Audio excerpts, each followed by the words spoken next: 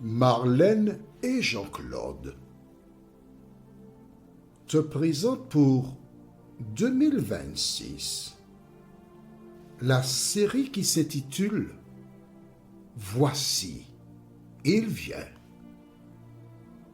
Merci pour ta fidélité et que l'Éternel continue de t'éclairer tandis que tu découvres la vérité. C'est toujours avec joie que je te retrouve afin de continuer de découvrir la vérité. C'est vrai que tu as reçu une éducation. C'est vrai que tes parents ont essayé de te donner ce qu'il y avait de meilleur. Ils ont fait comme ils pouvaient, n'ayant pas la Bible. Mais aujourd'hui, nous avons la Bible. Aujourd'hui, nous avons la connaissance. Alors, prenons le temps pour découvrir la vérité. Aujourd'hui, notre thème, c'est reconnaissance.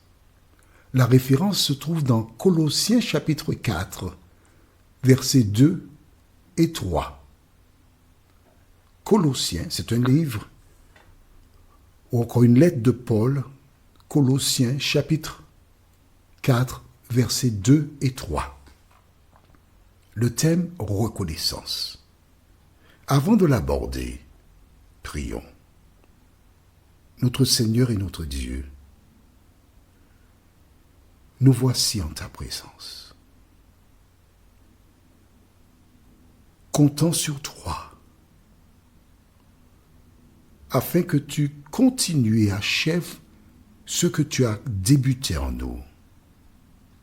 Cet esprit, merci de nous conduire dans toute la vérité.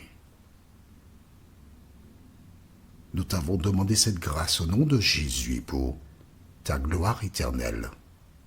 Amen.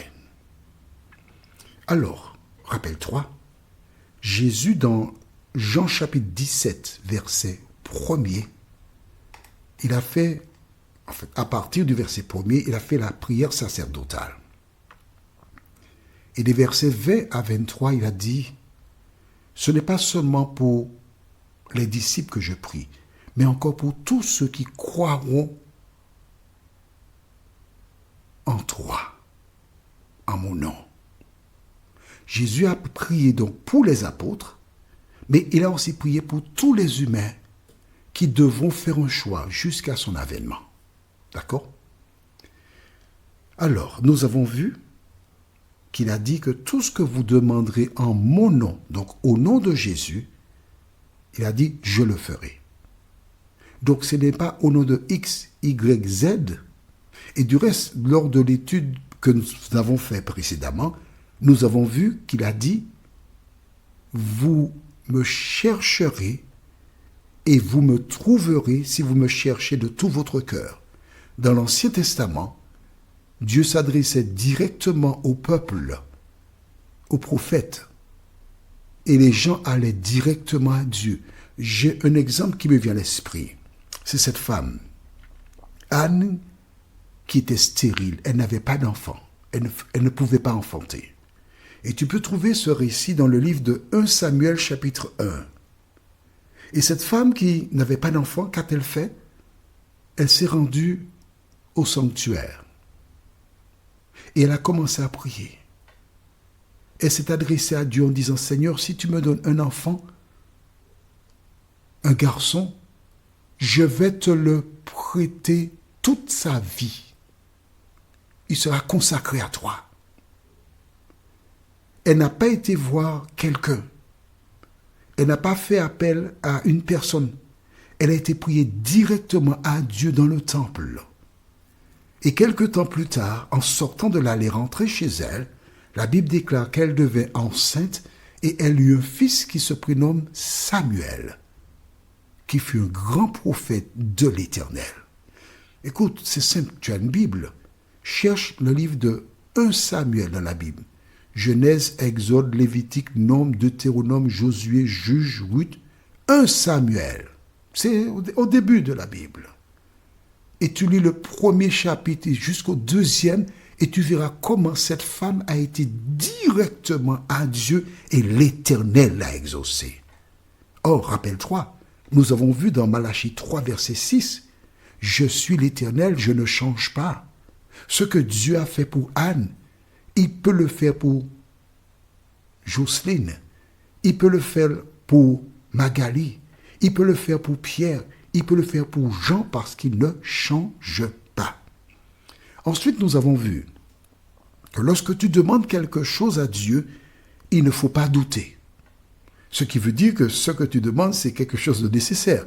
Exemple, tu es un jeune homme, tu as besoin d'un emploi, tu as une formation, tu as étudié, tu aimes telle activité. Tu as besoin d'un emploi pour te positionner, fonder une famille. Il est tout à fait légitime que tu demandes à Dieu, Seigneur, j'ai besoin d'un emploi, aide-moi à trouver l'emploi. Mais attention, il ne faut pas partir chercher l'emploi avec un fusil, parce qu'il y a des gens qui cherchent un emploi.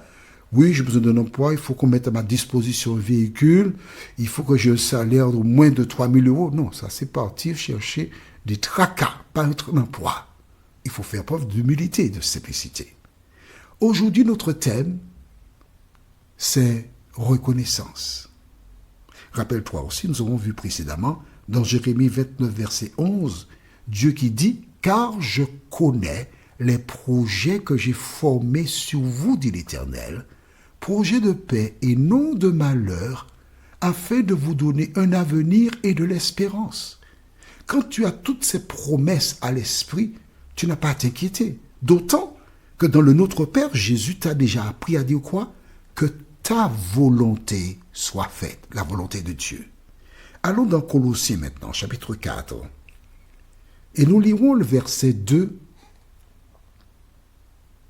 et 3. Tu as trouvé? Que dit la parole de Dieu? Persévérer dans la prière.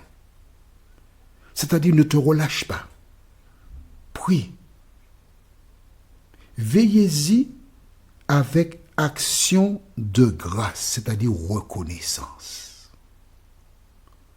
Il continue en disant, priez en même temps pour nous, afin que Dieu nous ouvre une porte pour la parole, en sorte que je puisse annoncer le mystère de Christ pour lequel je suis dans les chaînes. Amen.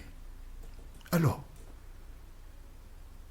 Paul a rédigé cette lettre pour les chrétiens qui se trouvaient à Colosse.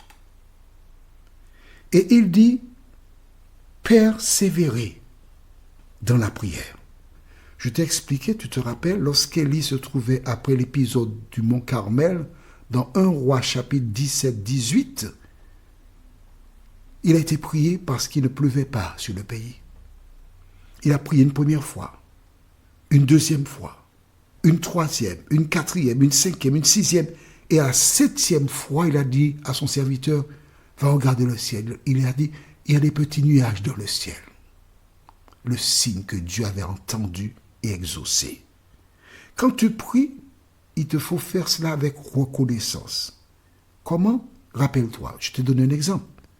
Quand je prie pour la place de parking, je disais quoi? Seigneur, je te remercie pour la place que tu m'as déjà donnée.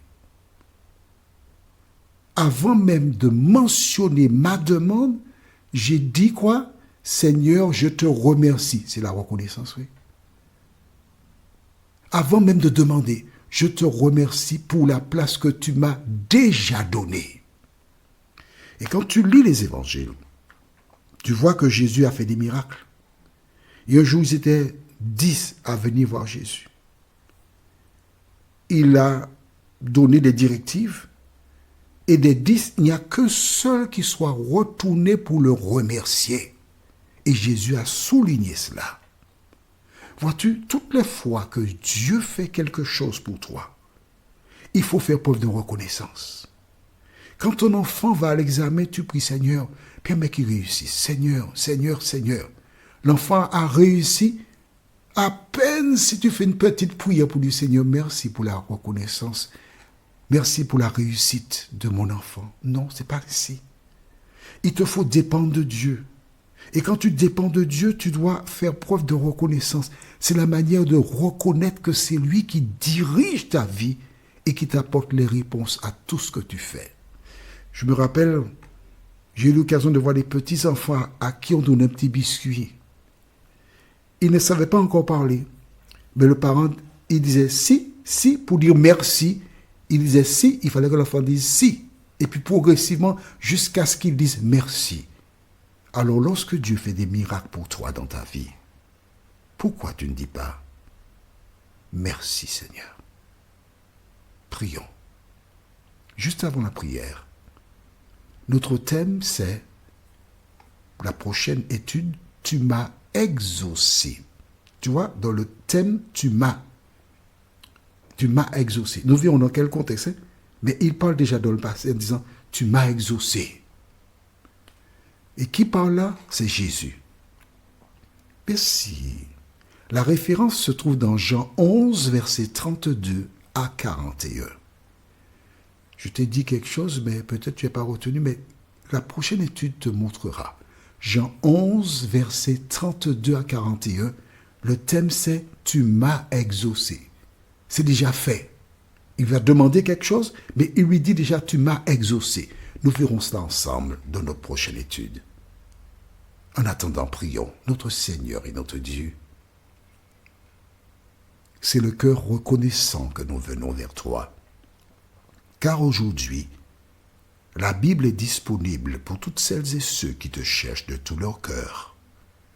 Le Saint-Esprit dirige, éclaire, merci. Alors que nous venons d'étudier la parole, de nous préparer déjà pour la prochaine étude, nous t'avons prié au nom de Jésus et pour ta gloire éternelle. Amen. Que l'Éternel continue de te bénir et il me tarde de te retrouver.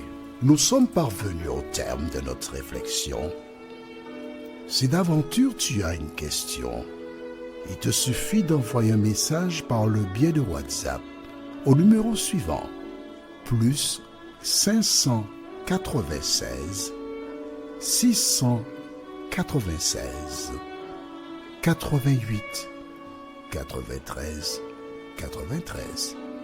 Et alors Jean-Claude, moi, je me ferai un réel plaisir de répondre à ta question.